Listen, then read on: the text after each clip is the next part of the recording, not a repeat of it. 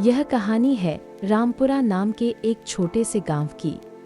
वहाँ हरिराम नाम का एक मेहनती लेकिन गरीब किसान रहता था।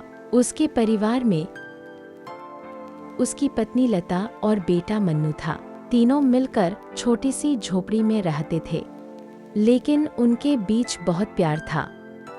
हरिराम के पास गांव के किनारे थोड़ी सी जमीन, कई सालों तक उसी जमीन की फसल से उनका घर चलता रहा। लेकिन अब हालात बदल रहे थे। मिट्टी पहले जैसी उपजाऊ नहीं रही थी। हर साल फसल कम होती जा रही थी। एक दिन हरिराम खेत के किनारे बैठा सोच रहा था, वह क्या मुझे शहर जाकर मजदूरी करनी पड़ेगी? लता जरा भारी मन से घर पहुंचा और लता को आवाज दी। घर आओ। क्या हुआ? आप इतने परेशान क्यों लग रहे हैं? दिन प्रतिदिन पैदावार घटती जा रही है। अगर ऐसा ही चलता रहा तो घर कैसे चलेगा? क्या हमने कभी सोचा कि जमीन थक भी सकती है? शायद उसे आराम और सही देखभाल की जरूरत।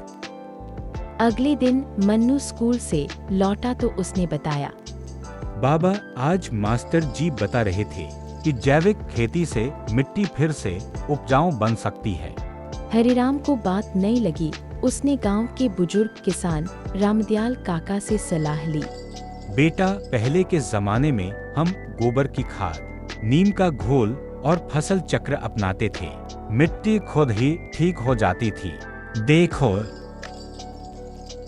हरिराम ने जोखिम उठाया। उसने रासायनिक खाद कम कर दी और जैविक तरीका अपनाया। शुरुआत में फसल ज्यादा अच्छी नहीं हुई। गांव के कुछ लोग हंसने लगे। हरिराम पागल हो गया है, मैं बड़ा होकर। लेकिन लता हमेशा कहती, सही रास्ता चुनने वाले को शुरुआत में मुश्किलें जरूर मिलती है। मन्नू भी रोज स्कूल से आकर खेत में मदद करता। करीब एक साल बाद मिट्टी में बदलाव दिखने लगा।